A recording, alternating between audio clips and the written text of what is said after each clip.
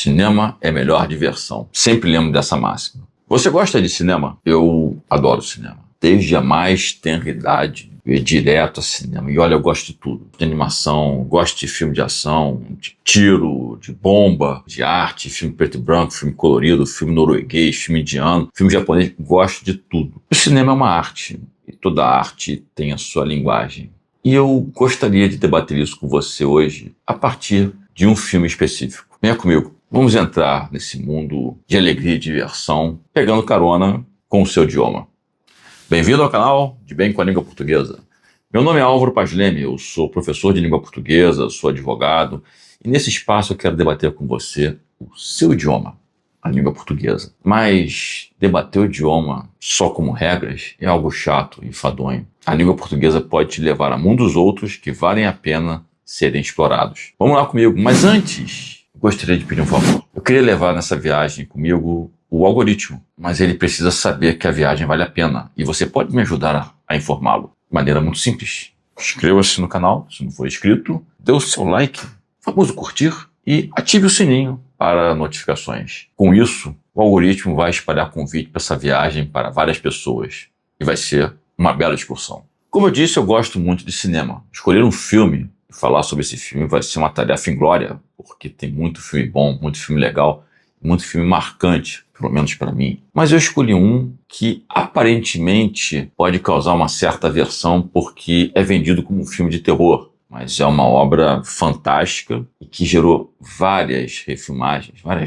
duas refilmagens, igualmente sensacionais. Eu estou falando de Nosferatu, o Vampiro da Noite, que na verdade é uma adaptação do conto Drácula, de Bram Stoker. O diretor alemão Murnau quis fazer a filmagem, a família não autorizou, ele pegou a história, mudou uma coisinha ou outra e mandou ver. E o primeiro filme foi de 1922, era um filme mudo com um ator que representava Nosferatu, que era um troço impressionante. Quase nenhum efeito especial, mas profundamente assustador. E isso se deu no movimento cinematográfico, do expressionismo alemão, a fotografia escura, um enquadramento perfeito. Um filme marcante, de época, e que foi refilmado em 1979, pela mão do diretor, do cineasta alemão Werner Herzog. Esse já tinha uma linguagem cinematográfica um pouco diferente. Era colorido, mas uma fotografia muito fria, pesada, como a história que é narrada. Nosferatu foi representado pelo ator Klaus Kinski, que é meio esquisito mesmo, naturalmente.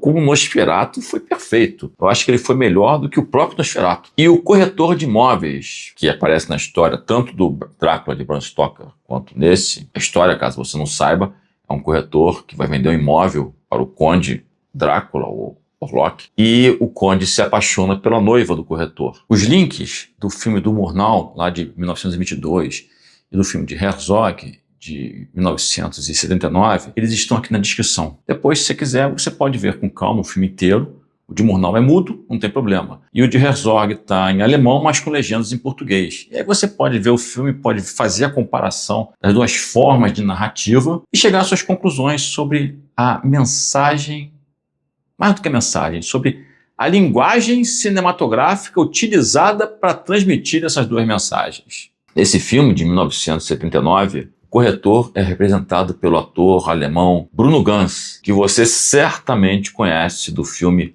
A Queda, Os Últimos Dias de Hitler. Se você não viu o filme A Queda, você viu várias paródias de um determinado trecho desse filme. Eu coloquei aqui na descrição alguma dessas paródias, você vai reconhecer, pode ter certeza.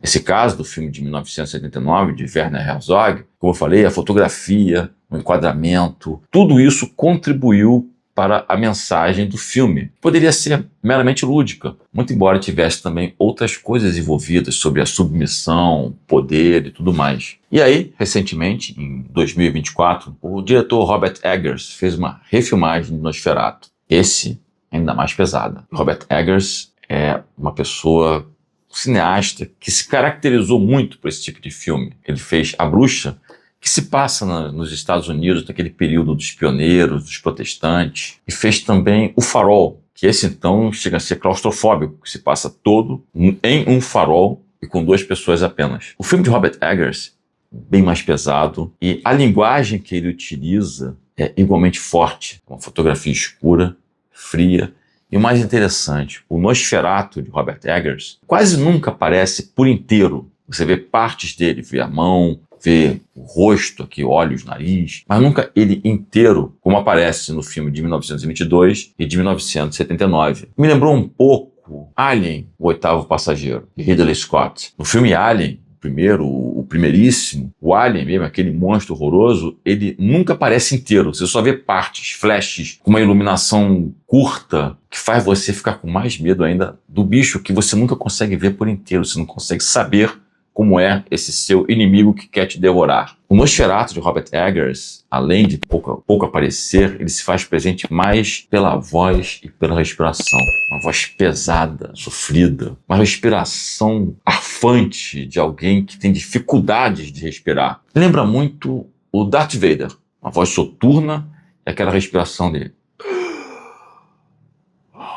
Uma dificuldade de falar. Fez umas pequenas adaptações a poucas nuances em relação às duas filmagens anteriores, mas mesmo assim, uma linguagem muito própria que valorizou o filme. Agora, o mais curioso é que entre 1979, Nosferatu de Werner Herzog, e 2024, Nosferatu de Robert Eggers, houve um outro filme. Em 2000, houve um filme chamado A Sombra do Vampiro, que trata da filmagem do primeiro Nosferatu, de 1922. Como esse filme foi feito, os problemas de gravação e tudo mais. E aí eu vou ter que dar um pequeno spoiler que, caso você veja o filme, não vai atrapalhar tanto assim. Porque Murnau, no expressionismo alemão, ele queria fazer um filme o mais realista possível. Então, o vampiro de Murnau era um vampiro mesmo. Ele negociou com o vampiro. Olha, eu vou fazer o filme aqui, no seu castelo, e você, como paga, né, como cachê, vai poder beber o sangue da atriz, que é o que acontece na cena final. Ih, estraguei tudo agora. E assim foi feito. O Nosferatu, desse filme de 2001, foi representado por William Dafoe numa atuação magistral. William Dafoe concorreu ao Oscar de coadjuvante em 2001 por causa desse papel e perdeu para Benício Del Toro com o filme Traffic. Olha, eu vi Benício Del Toro, eu admiro muito esse ator, mas não chegou nem perto da atuação de William Dafoe. Esse filme, A Sombra do Vampiro, usa de um recurso fantástico. A linguagem cinematográfica aqui foi a metalinguagem. Um filme sobre um filme. A metalinguagem é utilizada em diversas obras, aquela coisa meio do infinito. Por exemplo, em Asterix, o gaulês, existe uma história fantástica, Asterix e Cleópatra. Em um dado momento, Obelix, que é, vamos dizer assim, o pré-Shrek, né? É o ogro grosso, apenas um pouco mais suave que o Shrek. Ele está no Egito e houve ali um pequeno furto de alguma coisa. E havia uma suspeita de quem teria sido o ladrão. E aí Obelix vai interrogar esse sujeito, esse egípcio, que teoricamente desviou uma carga. Só que Obelix não fala o árabe. E aí ele pergunta para um tradutor: como se diz fale em árabe? Aí o tradutor usa de uma linguagem das histórias em quadrinhos, aquele balão. E nesse balão, da fala do tradutor, tem um desenho perfeito de um hierógrafo. E aí você conclui que aquele desenho perfeito é a representação de fale. E aí Obelix se vira pro teórico ladrão, faz um gesto, e aí vem um outro balão. Só que em vez de um hierógrafo perfeitamente desenhado, tá um garrancho, que representa, digamos assim, a fala mal feita de uma língua. Como se fosse alguém que fala mal inglês, falando daquele jeito: I'd like to know what to do now. E aí o ladrão se furta a falar, o Obelix enfia uma série de bifas e tapas nesse ladrão, e aí aparece um balão de história em quadrinho do cara falando assim com vários hieróglifos, um ao lado do outro, mostrando o cara falando sem parar tudo que o Obelix queria saber. Esse desenho do Obelix falando, um garrancho, é metalinguagem. O desenho árabe, como ele é o árabe bem falado e o árabe mal falado. Um outro exemplo que eu acho muito interessante, uma música do James Taylor, chamada Traffic Jam. É a história de uma pessoa que está presa no engarrafamento, dentro do seu próprio carro, fala várias coisas, em um dado momento ele olha para o seu espelho retrovisor e diz: eu quase tive um ataque do coração. Eu olhei no meu espelho retrovisor e vi o motorista do carro de trás olhando no espelho retrovisor, quase tendo um ataque do coração. Então você pode ver, há uma meta-imagem aí, é uma imagem dentro da outra imagem, a mesma imagem dentro da outra imagem. Aliás, essa música James Taylor. Se você não conhece, eu deixei o link aqui na descrição. Corre lá depois para ouvir. É bem legalzinho. Essa ideia de meta, algo dentro de algo, existe também na informática. Você já deve ter ouvido falar da palavra metadado. Por exemplo, uma fotografia digital, ela tem dados daquela imagem. Mas dentro daqueles dados daquela imagem, existem metadados, por exemplo, da data em que ela foi tirada, do lugar onde ela foi tirada.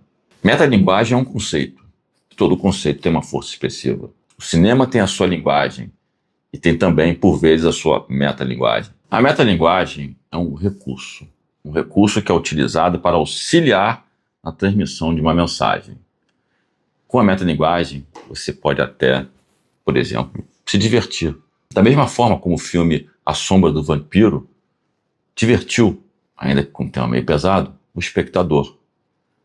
Não chega a ser exatamente o caso, por exemplo, que eu faço aqui, mas eu utilizo também o cinema para tentar passar a você a mensagem de como o idioma, como a comunicação pode se fazer de diversas formas e sempre de forma agradável. O idioma, a língua, não é um conjunto de regras apenas. Ela é um instrumento de comunicação. E um instrumento de comunicação com muito recurso e todos sempre bastante divertidos para ajudar você a evoluir cada vez mais no meio que você vive. Até a próxima.